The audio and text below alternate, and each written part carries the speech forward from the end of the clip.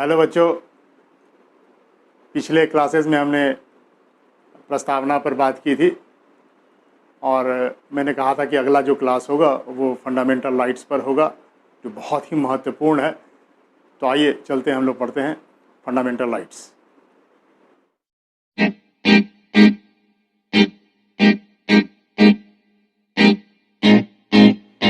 Fundamental rights का जहाँ तक प्रश्न है, पहले तो हम लोग समझेंगे मूल अधिकार।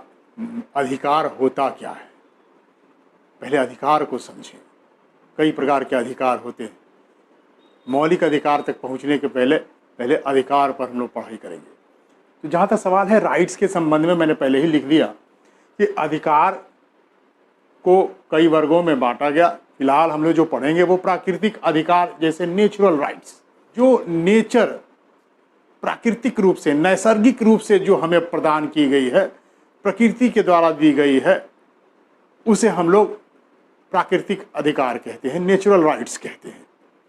हवा, पानी, तमाम चीज़ें जो हम लोग को मिलती है प्रकृति से खान वगैरह भी तमाम चीज़ प्राकृतिक ही है। ये जो प्राथमिक जो हमारी चीज़ें हैं, वो बेसिक जो नीड्स हमारी, जो सभ्यता की शुरुआत हुई, जो हमें प्राप्त हुआ, ये जो नैसर्गिक रूप से प्राप्त हुआ, उसे हम लोग प्राकृतिक अधिकार के रूप में प्रदान करते हैं। राज्य की जो अवधारणा शुरू होती है तो प्राकृतिक अधिकार को लेकर ही शुरू होती है। उसकी अभिरक्षा के लिए ही राज्य की संकल्पना शुरू हुई। राज्य आया ही इसीलिए कि प्राकृतिक जो चीज़ें हैं उसको संरक्षित करना है। तो प्राकृतिक रूप से जो चीज़ें हैं वो राज्य का काम वही होता है, चाहे वो राजतंत्र रहा हो या प्रजातांत्रिक व्यवस्था रही हो। आज भी आप देखेंगे तो प्राकृतिक रूप से हमें जो चीज़ें दी गई हैं, उस अधिकार को आपको जो प्रदान की गई है, अगर आप किसी प्रकार की क्षति पहुंचाते हैं तो वो क्षतिपूर्ति के एवज में आपसे कुछ ली जाती है, जिसको हम लोग कर के रूप में देते हैं। आप पर्यावरण है, ठीक है, आप प्रकृति ने आपको दिया, प्रकृति ने आपको हवा दी, अब हवा को दिया आपने प्रदूषण फैलाया, ठीक, आप कूड़ा करकट फैलाए, तो इसके एवज में राज्य जो है नगर पालिकाओं का गठन किया। नगर पालिका कचरा उठाने के लिए, तमाम चीज़ों के लिए टैक्सेस लेती है। तो प्राकृतिक जो अधिकार प्रदान किए गए हैं उसके संरक्षण का कार्य राज्य करती है। ये हुआ प्राकृतिक अधिकार। दूसरा अधिकार है मानवाधिकार, ह्यूमन राइट्स। बहुत आजकल चर्चा में रहता है ह्यूमन राइट्स। मानव को, जो कि राज्य की सीमाओं से परे है, मानव जाति, यानी विश्व की पूरी मानव जाति के बारे में बात की जा रही है। मानव जाति के अधिकारों की रक्षा के लिए, उसके विकास के लिए जो चीज़ें दी गई हैं, उसे ही, उस अधिकारों को ही मानवाधिकार कहते हैं। और इसकी रक्षा के लिए अंतर्राष्ट्रीय स्तर पर संयुक्त राष्ट्र ने मानवाधिकार आयोग का भी गठन किया। United Nations human rights commission का गठन किया गया है। आप देखेंगे मानवाधिकार को लेकर आजकल तो बहुत चर्चाएं होती हैं। अगर आप सिविल सर्विसेज के एग्जाम्शंस देंगे और अगर आपने पुलिस सेवा वगैरह तमाम को प्राथमिकताएं दी, तो उसमें ह्यूमन राइट्स से बहुत सारे प्रश्न पूछे जाते हैं। आजकल पुलिस पर ह्यूमन राइट्स को लेकर के बहुत सारे केसेस भी किए जाते हैं कि ह्यूमन राइट्स का वायलेशन पुलिस कर रही है। तो इन सब चीज़ों को जानने की आवश्यकता है, ह्यूमन राइट्स को बिल्कुल अच्छे से जानने की आवश्यकता है, क्योंकि इन सब चीज़ों से यूपीएससी, बीपीएससी तमाम चीज़ों में प्रश्न पूछे जाते हैं। तो मानवाधिकार ये हुआ। तीसरा जो अधिकार है लीगल राइट्स, विधिक अधिकार, यानी कि कानून के द्वारा जो राज्य है वो कानून बनाता है और उस कानून के द्वारा जो अधिकार नागरिकों को प्रदत्त किए जाते हैं, या फिर नागरिक हो, चाहे वो अपने देश के नागरिक हो, चाहे गैर जो मुल्क के नागरिक हैं, उनको भी कुछ अधिकार प्रदान किए जाते हैं। तो ये जो लीगल राइट्स है, जो विधि के द्वारा, कानून के द्वारा जो अधिकार प्रदान किए जाएं, उसको लीगल राइट्स कहते हैं। ये लीगल राइट्स जो हैं उसको दो भागों में बांटा गया, संवैधानिक अधिकार और गैर संवैधानिक अधिकार। संवैधानिक अधिकार का मतलब कॉन्स्टिट्यूशनल राइट्स, कॉन्स्टिट्यूशंस जो बने, और कॉन्स्टिट्यूशंस ने अपने भाग 3 में जितने अधिकारों की चर्चा की पार्ट 3 के आर्टिकल 12 से 35 के बीच तक जितने अधिकारों की चर्चा की उसको हम लोग संवैधानिक अधिकार की बात करते हैं। और जो संविधान के इतर जो कानून के द्वारा निर्मित राइट्स होते हैं उसको हम लोग लीगल राइट्स कहते हैं। जैसे अभी इसको गैर संवैधानिक को गैर मौलिक अधिकार में भी कह सकते हैं, नागरिक अधिकार में भी कह सकते हैं, उसको डिफ्रेंशिएट करके कह सकते हैं कि जो सिविल राइट्स हैं या जैसे मताधिकार है तो ये विधि के द्वारा हमको दिया गया है। हालांकि संविधान में इसकी चर्चा आर्टिकल 326 में, लेकिन जो कुछ अधिकार ऐसे जैसे संपत्ति का अधिकार, अब वो संपत्ति का अधिकार पहले क्या था, फंडामेंटल राइट्स में था, लेकिन अब उसको गैर संवैधानिक की परिधि से थोड़ा निकालते हुए फंडामेंटल राइट्स, मूल अधिकार से निकालते हुए, हालांकि वो लीगल राइट्स है, विधिक राइट्स है, लेकिन मूल अधिकारों की श्रेणी से बाहर चला गया। तो कई ऐसे अधिकार हैं जो कानूनी रूप से बाद में कानून बना करके प्रदान किए गए हैं। कई ऐसे कानून हैं, दहेज कानून, ठीक है, बाल विवाह कानून, तमाम तरह के कानून हैं। उन कानूनों से भी अधिकारों की रक्षा की गई है। तो वो जो अनुसूचित जाति जनजाति के लिए कानून, पिछड़े वर्ग के लिए कानून, इस प्रकार के तमाम जितने तरह के कानून बनाए गए और उससे जो अधिकार प्रदान किए गए उसको हम लोग गैर संवैधानिक अधिकार के तहत रखा जाता है। संविधान में नहीं दिया गया बल्कि कानून के तहत हमको अभिरक्षा प्रदान की गई है। तो आप समझ गए होंगे कि इसका थोड़ा जो मौलिक अंतर है कि मूल अधिकार कहते किसको है। ध्यान में रखिएगा मूल अधिकार और विधिक अधिकार में क्या अंतर है, क्योंकि यहीं से एक प्रश्न उठता है कि संपत्ति का अधिकार आर्टिकल 300A जो मैं आगे बताऊंगा के तहत उसको विधिक अधिकार प्रदान कर दिए गए हैं। तो ये जो 300A विधिक अधिकार है, चूँकि मौलिक अधिकार की सूची से बाहर कर दिया गया उसको, तो ये मौलिक अधिकार की सूची से जो बाहर किया गया, ये क्यों किया गया, इन सब पर चर्चा हम बाद में करेंगे। लेकिन ये जो अधिकार था, जो 7 मौलिक अधिकार जो संवैधानिक था, उसको अब घटाकर 6 कर दिया गया। उसको 44वें संविधान संशोधन 1978 के द्वारा संवैधानिक सूची से निकालकर उसके लीगल राइट्स 300A के तहत रख दिया गया है, जिसकी चर्चा हम बाद में भी करेंगे। तो इसको कहते हैं मौलिक अधिकार, जो व्यक्ति के विकास के लिए, उसको गरिमामय पूर्ण जीवन व्यतीत करने के लिए जो अधिकार संविधान के तहत प्रदान किए गए हैं उसे ही मौलिक अधिकार कहते हैं। अगर किसी व्यक्ति के मौलिक अधिकार का हनन होता है तो वह आर्टिकल 32 के तहत सुप्रीम कोर्ट सीधे और 226 के तहत हाई कोर्ट में रीट दाखिल कर सकता है, और हाई कोर्ट इस पर जो व्यक्ति वायलेशन करता है उस पर रीट दाखिल करती है, जो कि लीगल राइट्स के तहत प्रदान नहीं होती है। ध्यान में रखिएगा, दोनों में एक बेसिक अंतर यही है कि मौलिक अधिकार में रीट जारी की जाती है और लीगल राइट्स में रीट नहीं जारी की जा सकती है।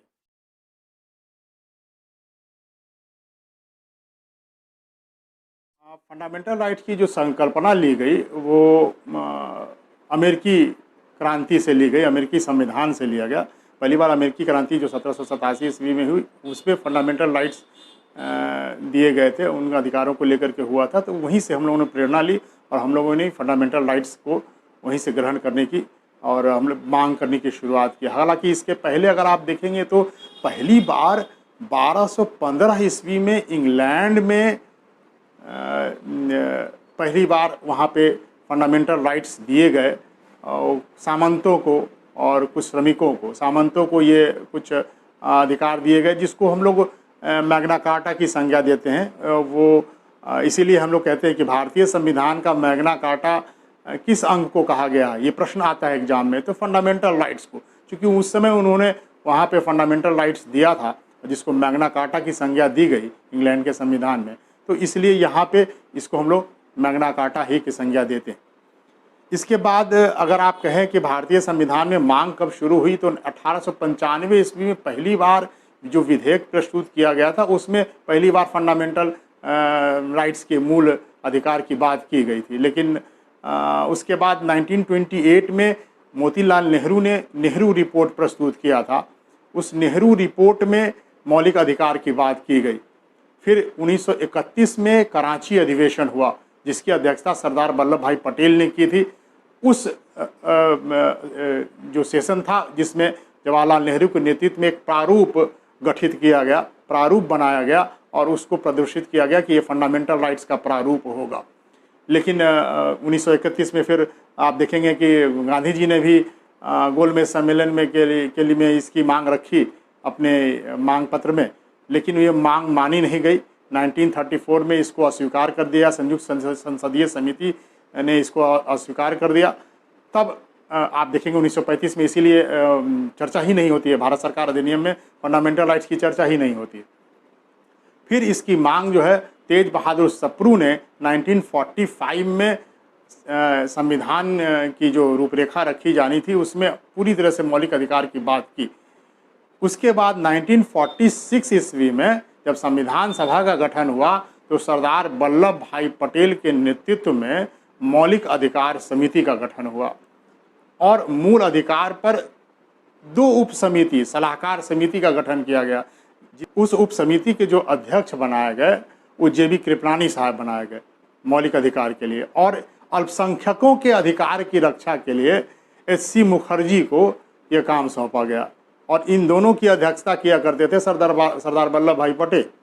इस तरह से हमारे संविधान में मौलिक अधिकार को समाविष्ट करने के लिए जो समिति गठित हुई उसने अपना कार्य प्रारंभ किया।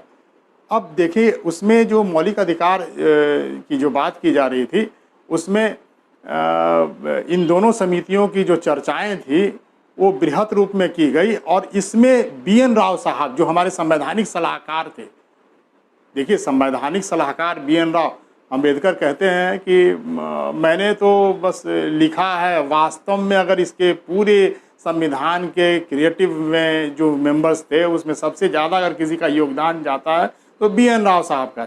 बड़े जानकार थे BN राव साहब। 2 अदर कंट्रीज़ भी हैं, उनका भी इन्होंने संवैधानिक सलाहकार के रूप में कार्य किया। तो आप देखेंगे कि ये जो BN राव साहब थे उन्होंने कहा फंडामेंटल राइट्स को उन्होंने 2 भागों में बांटा। उन्होंने कहा कि एक जो अधिकार होंगे जो अभी लागू होंगे, एक अधिकार जो होगा जो लंबित रहेगा, जो आगे की ओर लागू होगा। यानी कि उन्होंने एक बनाया कि न्यायिक प्रक्रिया के तहत जो अधिकार होंगे वो एक मौलिक अधिकार होगा और दूसरा जो होगा जो बाद में लागू होगा उसको न्यायालय में परिवर्तनीय नहीं बनाया गया। तो इसी को ध्यान में रखते हुए हालांकि इस तरह की बातें की गई कि 2 तरह के फंडामेंटल राइट्स को लिखेंगे तो बाद में कन्फ्यूजन क्रिएट हो सकता है, इसीलिए संविधान सभा में कहा गया कि जो बातें BN राव साहब ने कही कि मौलिक अधिकार जो दिया जाएगा वो फंडामेंटल राइट्स भाग 3 में होगा और जो सेकंड पार्ट होगा जो कि बाद में लागू करना है राज्य को, उसको राज्य के नीति निर्देशक तत्व का नाम दे दिया गया, डायरेक्टिव प्रिंसिपल्स का नाम दे दिया गया, जो कि अब हम DPSP के रूप में हम लोग अभी संविधान में भाग 4 में उसको हम लोग देखते हैं, जो हम लोग आगे पढ़ेंगे आर्टिकल 36 से 51 के बीच में राज्य के नीति निर्देशक तत्व के रूप में। ये तो बातें थी उसके इतिहास की बातें थी। अब हम लोग आते हैं फंडामेंटल राइट से संबंधित जो आर्टिकल होंगे उसके संबंध में आते हैं। तो मैं पहले इसको मिटा करके उसमें सब फंडामेंटल राइट्स को मैं लिख देता हूँ, उसके बाद हम इसकी चर्चा करेंगे।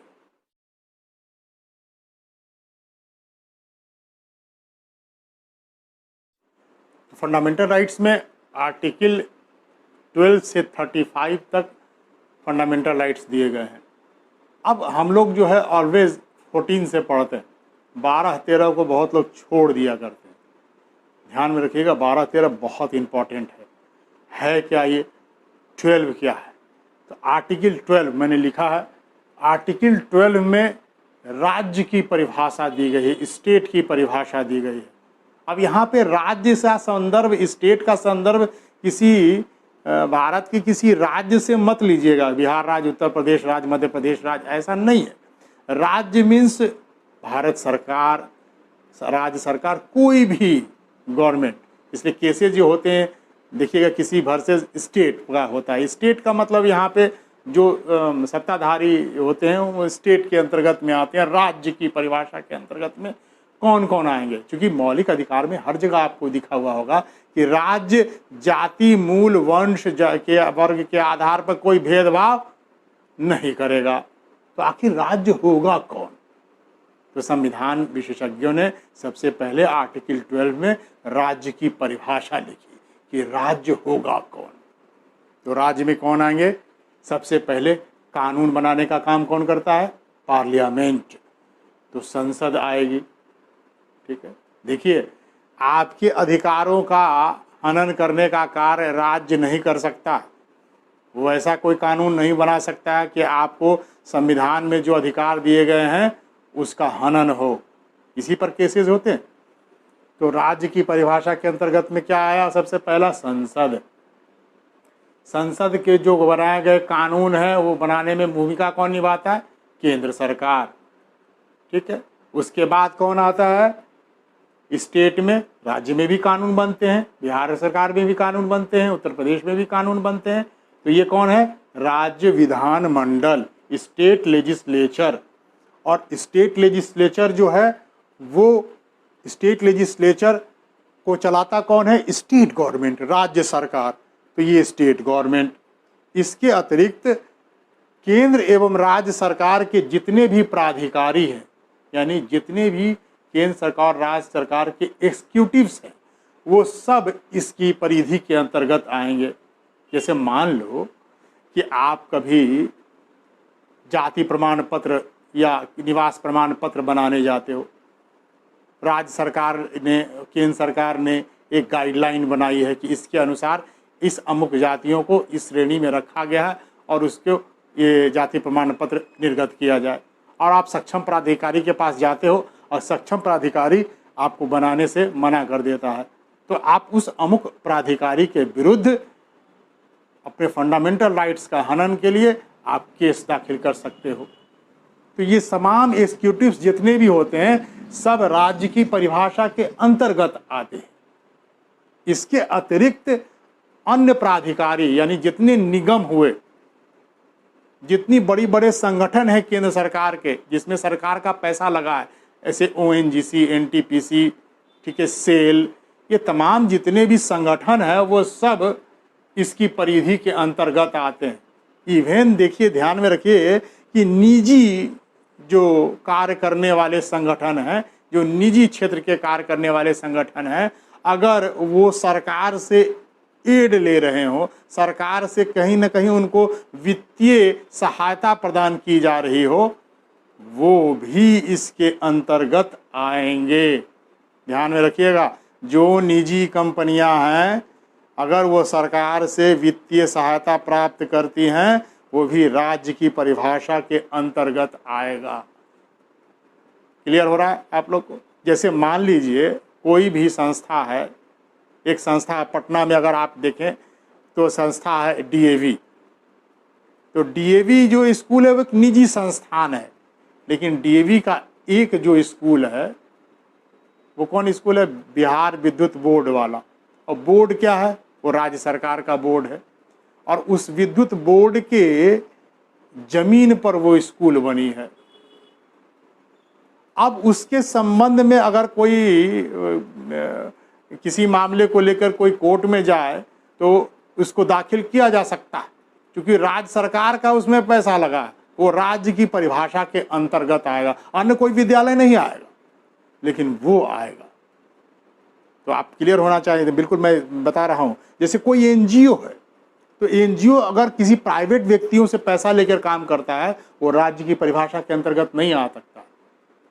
उसने अगर कोई ऐसा व्यक्तियों का फंडामेंटल राइट्स का हनन किया तो आप उसके विरुद्ध नहीं दाखिल कर सकते हैं वाद। लेकिन जो NGO सरकार के निर्देशों पर काम करती हो, जो NGO सरकार के पैसे पर काम करती हो, उस NGO के विरुद्ध आप फंडामेंटल राइट्स के हनन पर आप न्यायालय में जा सकते हैं, क्योंकि वो राज्य की परिभाषा के अंतर्गत आते हैं।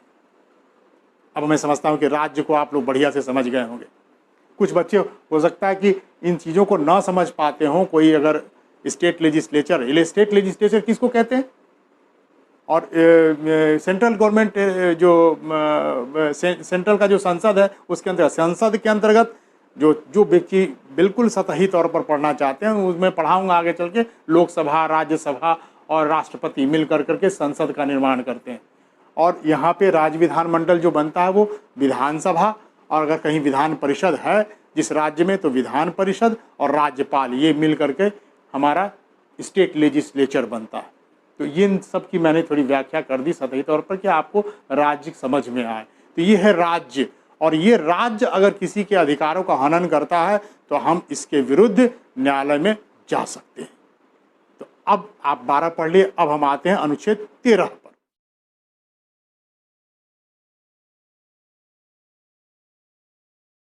अब आइए आर्टिकल 13 पर बात करते हैं। अनुच्छेद 13 क्या कहता है? संवैधानिक न्यायिक पुनर्विलोकन, judicial review, constitutional judicial review है, इसका है। आर्टिकल 13 के तहत ये सुप्रीम कोर्ट और हाई कोर्ट को ये अधिकार प्रदान किए गए हैं।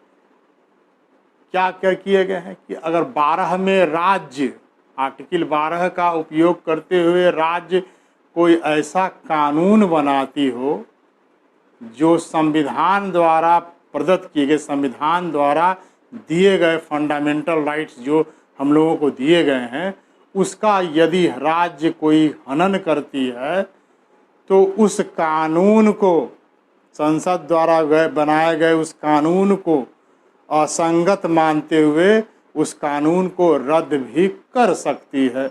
ये अधिकार किसको मिला है? सुप्रीम कोर्ट को और हाई कोर्ट को ये अधिकार है। यानी कॉन्स्टिट्यूशंस द्वारा या राज्य विधानमंडल द्वारा ऐसे कोई कानून बनाए जाएं जो कि फंडामेंटल राइट्स के का उल्लंघन करता हो, जितनी मात्रा में करता हो, उसी को वो असंगत ठहरा सकती है। ये अधिकार आर्टिकल 13 के तहत प्रदत्त है। इसीलिए इस अधिकार को, इस अनुच्छेद 13 को संविधान के का प्रहरी की संज्ञा दी गई है। अब देखिए, ध्यान में रखिएगा, संविधान की प्रहरी कही गई अनुच्छेद 32 में संविधान का क्या है? उसमें संरक्षण प्रदान की गई है। आर्टिकल 32 के तहत रीट जारी होता है, और यहाँ ये संविधान का प्रहरी है, वॉच डॉग है। वॉच डॉग क्यों कहा गया? Watch dog of constitution. Constitutions में प्रहरी का क्या काम होता? देखिएगा, किसी महल के आगे 2 प्रहरी खड़े रहते हैं, भाला लिए, दोनों क्रॉस किए हुए, एकदम आने जाने नहीं देता। जब उसके वो संतुष्ट हो जाता है कि इसके अंदर आने देना है तो वो हटा लेता है और महल के अंदर आपको प्रवेश करता है। तो उसी तरह से संविधान का भी वो बुक जो है, उसमें कोई चीज़ तभी प्रवेश कर सकता है जब वो मौलिक अधिकार जो दिए गए हैं उसका हनन ना हो। अगर कोई कानून ऐसा है जो सरकार ने बनाया है, जो संविधान के विपरीत है, संविधान की मूल भावना के विपरीत है, तो उसे गैर संवैधानिक घोषित करते हुए न्यायालय उसको, कानून को रद्द कर सकती है। इसीलिए कहा गया कि न्यायालय भी हमारे मौलिक अधिकार, ऐसे बिना कोई फ़ायदा ही नहीं होता। अगर ये अधिकार न हो तो कोई फ़ायदा ही नहीं, फिर तो सत्ता जो है निरंकुश हो सकती है। 13 में इसीलिए कहा गया कि सत्ता को निरंकुश न होने दिया जाए। सत्ता अगर निरंकुश होने लगेगी, वो ऐसा कानून बना करके व्यक्तियों के मौलिक अधिकार पर कुठाराघात करने लगेगी तो न्यायपालिका आके खड़ी होगी। ये कभी भी कोई भी कानून बनते हैं, अभी देखिए वो दिए गए सवर्ण वर्गों को 10% गरीब सवर्ण वर्गों को आरक्षण, उसको न्यायालय में चुनौती दी गई। अब न्यायालय उसको देखेगा कि ये जो अधिकार दिए गए हैं, ये जो कहीं ऐसा तो नहीं किसी व्यक्ति के मौलिक अधिकारों का हनन करता हो या किसी गैर संवैधानिक हो, ये देखेगी। अगर ये सही पाई गई तो वो फिर ठीक है, वो लागू रहेगी, अन्यथा उसको क्वेश्चन भी कर सकती है सुप्रीम कोर्ट। तो ऐसे ही देखेंगे कि बहुत सारे ऐसे कानून होते हैं। याद कीजिए कि न्यायपालिका को दिमाग में रखते हुए एक न्यायिक नियुक्ति आयोग का गठन किया गया था सरकार के द्वारा। सुप्रीम कोर्ट ने माना कि ये जो न्यायिक नियुक्ति आयोग है, ये न्यायपालिका के जो स्वतंत्रता है उस पर कुठाराघात करती है। इसलिए उन्होंने न्यायिक आयोग को ये स्थगित कर दिया। उन्होंने कहा कि नहीं, अब इस पर आयोग का गठन, एक अलग पैनल का गठन कर दिया, वो उस पर चर्चा होंगी, उस पर तमाम बातें होंगी, उसके बाद उस पर निर्णय आएगा। तो वो अभी ठंडे बस्ते में चला गया। तो आप देखेंगे कि इस प्रकार के जो कानून अगर कोई बनते हैं और न्यायपालिका को लगता है कि इससे हमारे फंडामेंटल राइट्स का हनन होता हो, तो आप न्यायालय में जा सकते हैं, उसको उस कानून को रद्द कर सकते हैं। तमाम चीज़ों को देखने का अधिकार आर्टिकल 13 के तहत हाई कोर्ट्स को और सुप्रीम कोर्ट को, दोनों को प्रदान की गई है।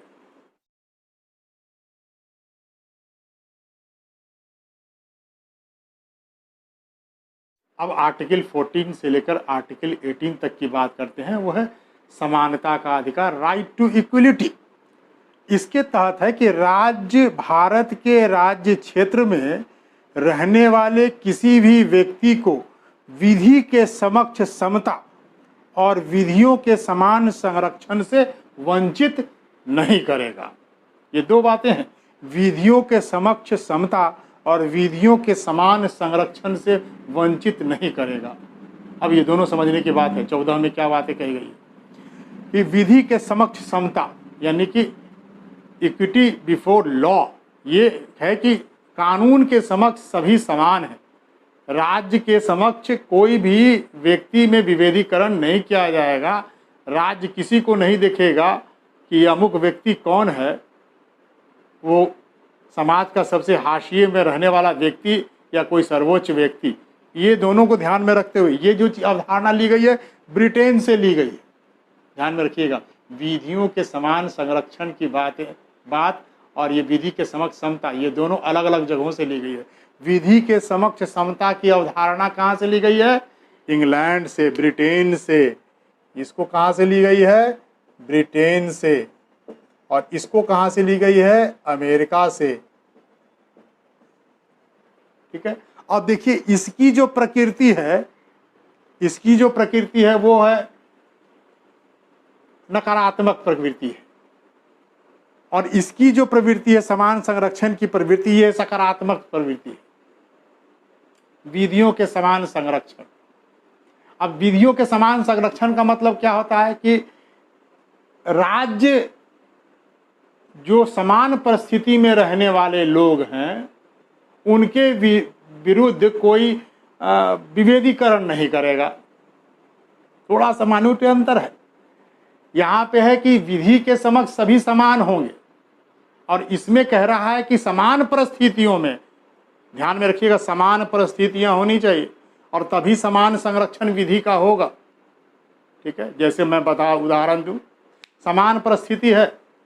अब आप कहेंगे कि आरक्षण प्रदान की जाती है अनुसूचित जाति, जनजाति, पिछड़े महिलाओं को, तो वो समान परिस्थितियां नहीं हैं, वो समान आपके नहीं है, वो पिछड़े हैं, वो हाशिए पर रहने वाले लोग हैं।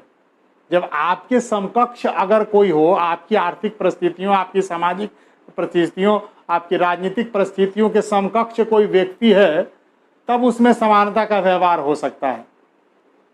इसीलिए विधियों के समान संरक्षण में ही ये तमाम बातें निहित है, जिसके चलते सरकार जो है राज्य के नीति निर्देशक तत्व को लागू करती है और आपके फंडामेंटल राइट्स का हनन भी करती है।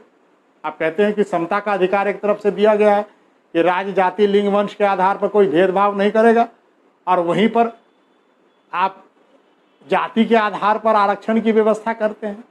यहीं पर आता है कि विधि का समान संरक्षण, यानी कि समान परिस्थितियों में समान, ये सकारात्मक भाव है, ये नकारात्मक नहीं, ये सकारात्मक भाव है। इसीलिए यहाँ पे जो आरक्षण की व्यवस्था की गई वो इसी चीज को लागू करता है, विधि का समान संरक्षण। ठीक है। अब आप कहेंगे कि किसी का मर्डर आप कर देते हो, मर्डर करते तो मर्डर करने में 302 का केसेज होता है, 307 का केसेज, अटेम्प्ट टू मर्डर है, तमाम चीज़ें केसेज होते हैं। देखिए अगर मान लो वो भी मर्डर कर दिया और किसी महिला का रेप होने वाला हो, अगर होता हो, जिस समय होने वाला हो, ऐसी प्रत्याशा में पहले ही सेल्फ डिफेंस में महिला किसी को मार देती है, मर्डर कर देती है और वो बरी हो जाती है, तो आप कहेंगे कि एक तरफ मर्डर का केसेज में तो आजीवन कारावास या मृत्युदंड की सजा है और दूसरी तरफ उसको बरी कर दिया गया। समान परिस्थितियां यही होती है। विधि के समक्ष समान परिस्थितियां नहीं थी, वो सेल्फ डिफेंस था, उसको अभी अपनी अपनी रक्षा करने का अधिकार था, इसीलिए उसको बरी किया जाता है। परिस्थितियां अलग अलग थी, जब परिस्थितियां अलग अलग हों तो विधि एक समान व्यवहार नहीं कर सकता, ठीक है। इसीलिए आप देखेंगे ये विधि के समक्ष समता वाली बात में जुडिशियरी के साथ भी शामिल होता कि जुडिशियरी में जो आप देखेंगे कि देखें कोर्ट का सीन कभी पिक्चर में दिखाता हो, आप देखे होंगे तो देखोगे न्याय की जो देवी हैं उसके आँख पर पट्टी लगी है। वो पट्टी क्यों लगाई जाती है, काली पट्टी? यही कि इसीलिए विधि के समक्ष समता, यानी जस्टिस जो है जिस समय न्याय के पद पे बैठा होगा, जिस समय वो न्याय कर रहा होगा, उसके लिए वो विधि के समक्ष सभी समान होंगे। वो ये नहीं देखेगा कि अमुक व्यक्ति ये इतने उच्च पद पर बैठा है या इतना पॉपुलर कोई अभिनेता हो, कोई नेता हो जिसके लिए अलग कानून बने, और कोई निचले तबके के लोग हैं उनके लिए कोई अलग कानून बने। विधि के समान अगर अपराध एक प्रकृति का है तो उसको एक ही प्रकार की सज़ा मिलेगी, ठीक है। तो ये हमारे कानून में आर्टिकल 14 में ये बातें दी गई।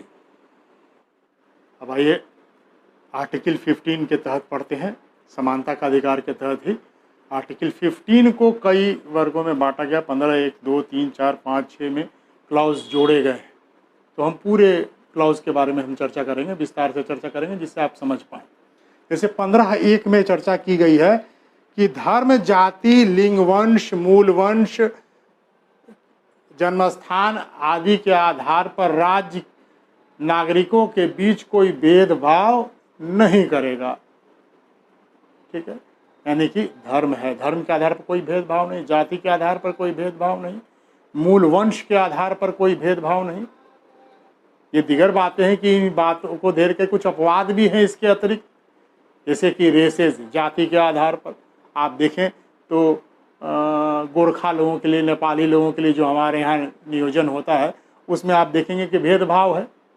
उनके हाइट्स चूँकि छोटे तो उनके रेस ही छोटा है, तो जब उनका रेस छोटा है तो उनके लिए देखिएगा कि हाइट से जो रेजिमेंट में नियुक्तियाँ होती हैं उसमें उनके हाइट से, उनके कद काठी, उसमें अब आम जो नागरिक हैं उनसे परिवर्तन है उनके कम है, क्योंकि उनके रेस ही छोटा है। अब जाति के आधार पर आरक्षण की व्यवस्था की गई है, तो ये व्यवस्थाएं जो कि हालांकि ये दिया गया है कि आमतौर पर किसी भी तरह जाति, मूल वंश के आधार पर, लिंग के आधार पर कोई भेदभाव नहीं करेगा राज्य। हाँ, यदि मैंने कहा कि विधियों के समान संरक्षण वाली बातें हैं, तो परिस्थितियाँ समान नहीं होने पे, अब जैसे महिलाएं हैं तो महिलाएं तो ऑलरेडी लिंग के आधार पर, अब महिलाएं तो आप देखिएगा बहुत पिछड़ी हैं, तो उनको आगे लाने के लिए राज्य के नीति निर्देशक तत्व को लागू करता है। यहाँ प्राथमिकता राज्य के नीति निर्देशक तत्व को दे दी गई। तो अनुच्छेद 15(1) के तहत ये बातें लिखी गई। 15(2) में क्या बातें लिखी गई हैं? 15(2) में कि सार्वजनिक जितने भी स्थल हैं, जैसे दुकान है, होटल है, कुआं है, ठीक है, तालाब हैं, नदियां हैं, ये सब सार्वजनिक स्थल हैं। यहाँ पर कोई भेदभाव किसी भी व्यक्ति के साथ नहीं किया जाएगा, ध्यान में रखिएगा। 15(1) में कहा गया कि राज्य कोई भेदभाव नहीं करेगा। ये अधिकार राज्य के विरुद्ध दिया गया, और ये अधिकार जो है राज्य के साथ साथ व्यक्तियों के विरुद्ध भी दिया गया। ध्यान में ऑब्जेक्टिव में क्वेश्चन आ सकता है कि 15(1) राज्य के विरुद्ध दिया गया है, किसी व्यक्ति के विरुद्ध नहीं है। यहाँ पे राज्य होगा कटघरे में खड़ा, यहाँ पे 15(2) में दोनों खड़े हो सकते हैं कि अगर सार्वजनिक स्थल है, कुआं का पानी, अब ये नहीं कह सकते हैं कि ये कुआं का पानी तथाकथित अनुसूचित जाति के लोगों के लिए नहीं है। ये आप याद कीजिए प्रेमचंद का ठाकुर का कुआं कहानी। तो ये जब संविधान सभा ने जब डिस्कशन किया तो ये रखा कि ये अब नहीं हो सकता कि किसी जाति विशेष को इस चीज़ से अलग रखा जाए, इसमें विभेदीकरण किया जाए। अगर ऐसा हुआ तो उस व्यक्ति को पनिशमेंट मिल सकता है। ये दिगर बातें हैं कि अभी भी कहीं ना कहीं आपको मिल जाता है सुनने को, जैसे पिछले दिनों राजस्थान में एक अनुसूचित जाति तथा कथित अनुसूचित जाति के लोग वो अपनी शादी में घोड़े पर बैठे, तो तथाकथित सवर्ण वर्ग के कुछ वर्ग के जाति के लोगों ने उसको कहा कि इस घोड़ी पर बैठने का तुम्हें वो अधिकार नहीं है। ये समाचार पत्रों में, न्यूज़ में भी आया था। ध्यान में रखिए, ये संविधान में बिल्कुल दिया गया है और इसमें संरक्षित किया गया है। किसी भी व्यक्ति के साथ ऐसा विभेदीकरण व्यक्ति के स्तर पर भी नहीं करना है, ये ध्यान में रखना है। यानी व्यक्ति की गरिमा, इस बात को मैंने प्रियम्बल में बताया था, व्यक्ति की गरिमा को ध्यान में रखना है। तो 15(2) में ये बातें की गई। 15(3) में जो बातें की गई हैं कि इसके अंतर्गत महिलाओं और बच्चे के लिए राज्य विशेष प्रावधान कर सकता है।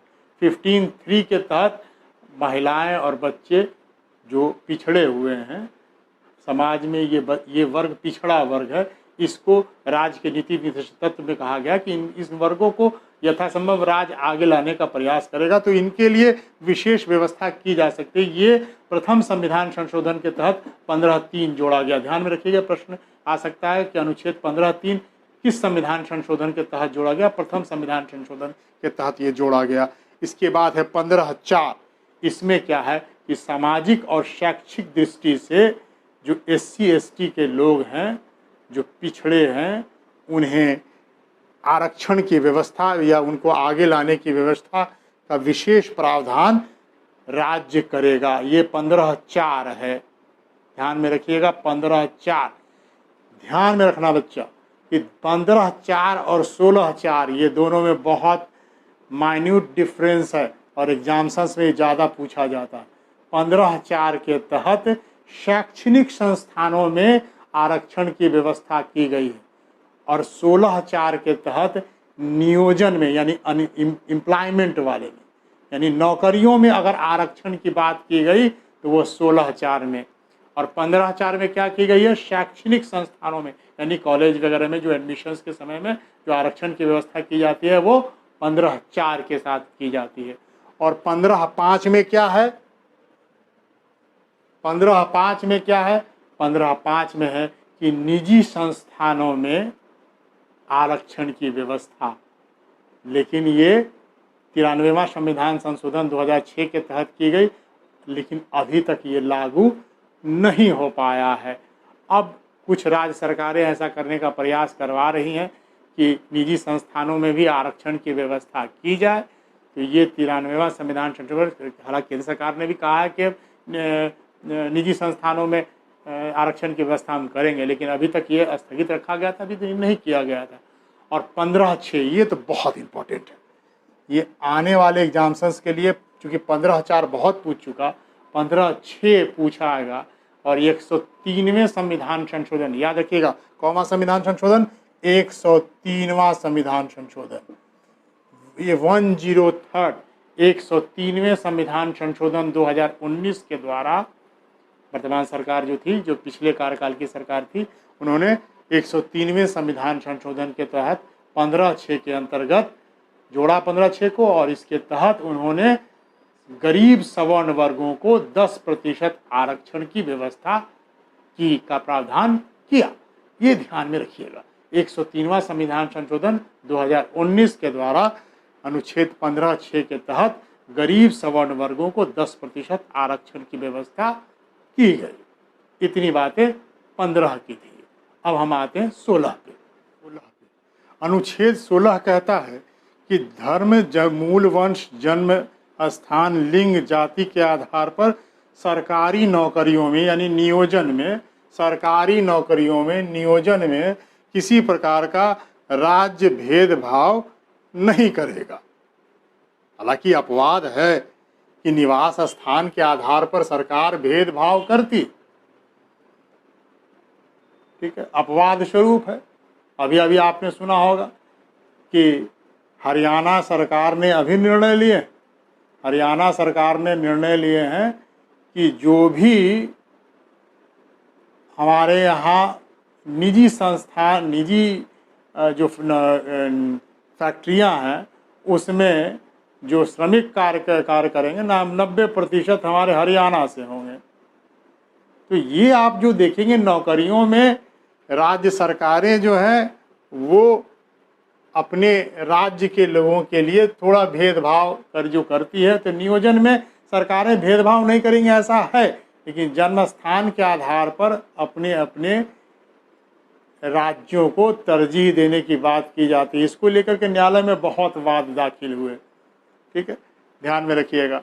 अब ये देखिए, ध्यान में ये आपको रखना है, इसमें 16 1 2 3 बहुत इंपॉर्टेंट नहीं है, इसलिए मैं सीधे 16 4 पे आ रहा हूँ कि नियोजन में किसी प्रकार का भेदभाव अगर करती है सरकार तो किस आधार पर करती है। तो सामाजिक और शैक्षिक आधार पर जो ओबीसीज को आरक्षण प्रदान की गई है, अनुसूचित जाति जनजाति को आरक्षण प्रदान की गई है, वो 16 4 के तहत की गई है। ठीक है, ये ध्यान में रखना, ये एग्जाम में बहुत आता है। नियोजन में 16 4, शैक्षणिक संस्थानों में 15 4।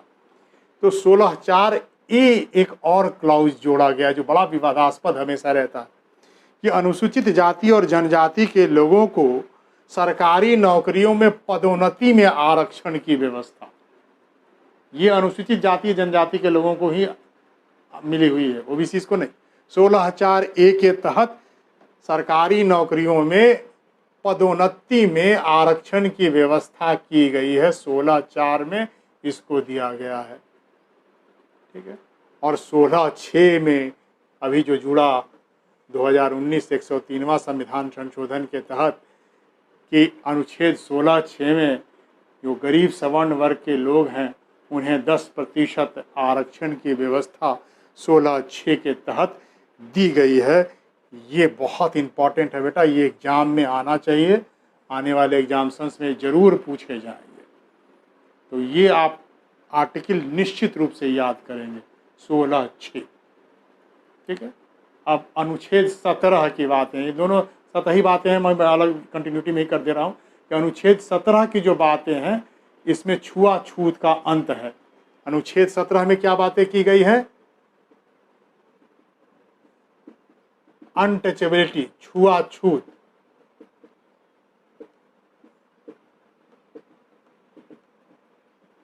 ठीक है, ये जो छुआछूत का अंत किया गया, अनटचेबिलिटी का अंत किया गया, बड़ा लंबा इतिहास रहा है। भारतीय समाज ऐसी व्यवस्था हमारी रही है छुआछूत का कि अभी भी हम कार्यस्थलों पर भी मैं देखता हूँ, अभी भी ये छुआछूत विद्यमान है हमारे दिलों में अभी भी बेटा। ये तो बहुत महत्वपूर्ण आर्टिकल है, आर्टिकल 17, लेकिन आज भी ये हम देखते हैं कि अभी भी अनुसूचित जाति जनजाति के लोगों को इस जातिगत नाम से भी बुलाने की जो है, हालांकि ये गैर कानूनी है, लेकिन अधिकांश पढ़े लिखे लोग ही मुझे दिखाई पड़ते हैं वो इस प्रकार के जाति सूचक शब्दों से का इस्तेमाल करते हैं। तो अभी भी अनटचेबिलिटी के स्तर पर है, और अनटचेबिलिटी हर स्तर पर है। आप देखेंगे महिलाओं के साथ छुआछूत का व्यवहार है। अगर सबरीमाला को आप देखते हो, सबरीमाला प्रकरण जो मंदिर का हुआ, इसमें छुआछूत ही है, अनटचेबिलिटी, महिलाएं अनटचेबल है। सुप्रीम कोर्ट ने ऑर्डर किया, बड़ा विवादास्पद है। सिविल सर्विसेज के छात्रों से इंटरव्यू में भी पूछा जाता कि अगर आप डीएम होंगे वहाँ क्या और इस प्रकार का प्रकरण आएगा आप क्या करेंगे। बड़ा मुश्किल है ये सिचुएशंस को संभाल पाना, क्योंकि वहाँ जो पुरुष वर्ग है, जो पुरोहित वर्ग है, वो नहीं चाहता है कि महिलाएं आएँ, और महिलाओं को अपवित्र मानता है। ठीक है, समझ में नहीं आता, मेरे की तो समझ से परे है कि इस प्रकार की अनटचेबिलिटी की बातें अभी भी हमारे इस 21वीं सदी में भी लोग कंटिन्यू कर रहे हैं। चलिए मैं उस पर नहीं जाता हूँ, लेकिन अभी भी छुआछूत है, ये बरकरार है। मैं स्वच्छता अभियान तमाम भी बातों का समर्थन करता हूँ कि होना चाहिए, लेकिन ध्यान में रखिए अभी भी छुआछूत हमारे हृदय में विद्यमान है। मैं तो समझता हूँ, बोलता हूँ कि अगर सफाई कर्मी वो अनटचेबल कैसे हो सकता है? जो गंदगी करने वाला श्रेष्ठ और जो सफाई करने वाला वो निकृष्ट माना जाए समाज में, अजीब विडंबना। अभी भी हम देखते हैं, इन दिनों सरकार जो है थोड़ी सजग हुई है, और आप देखेंगे मैनहोल्स में नीचे घुस के कितने मर जाते हैं हमारे सफाई कर्मी, और हम स्वच्छता अभियान का ढिंढोरा पीटते हैं। सरकारें क्यों नहीं सजग होती हैं, क्यों नहीं मशीनें से सफाई करते हैं? 21वीं सदी में भारत को कहाँ ले जाना है? छठी बड़े अर्थव्यवस्था वाला देश बनाना चाहते हैं, लेकिन अब भी हम लोग इस मुद्दे पर पिछड़ रहे हैं। मानव, हम कहते हैं मानव हमारे लिए श्रेष्ठ होना चाहिए। अभी भी मैनहोल्स में आदमी अंदर जाता है, हम कहाँ आ गए, किस युग में जी रहे हैं। और अपने को मानते हैं तथाकथित जो है हम सवर्ण वर्ग के हैं, बहुत श्रेष्ठ हैं, और वो कहेंगे कि अनुसूचित जाति के लोगों को प्रिविलेज मिल रहा है, बहुत ज़्यादा मिल रहा है। आप इस बात को समझिए, क्या हम मैन होल्स में मैं जाने को तैयार हूँ? नहीं तैयार हूँ। तो समान व्यवहार कहाँ हुआ बेटा? समान संरक्षण कहाँ हुआ? अगर हम जाने को तैयार हैं तब हम कहेंगे कि उसको भी नहीं मिलना चाहिए, मेरे को नहीं मिलना चाहिए। यहाँ तो कार्य के आधार पर वर्गीकरण है कि ये तुम इस अमुक जाति को, तुम्हारा कर्म ये, कार्य ये। इस बात को नकारना होगा, इस बात की घोर भर्त्सना करनी होगी। और हमको इस कार्य पे, आप कल को प्रशासक बनो, कल को कोई भी काम करो, इस बात को ध्यान में रखो कि अनटचेबिलिटी अनुच्छेद 17 पढ़ करके केवल IAS बन करके और केवल यही नहीं जाना है। ये हमारे हृदय में ये होना चाहिए कि मैं उसके लिए कार्य करूं। अब समानता के अधिकार में जो लास्ट बच गया वो अनुच्छेद 18 है, और अनुच्छेद 18 के तहत क्या है? उपाधियों का अंत।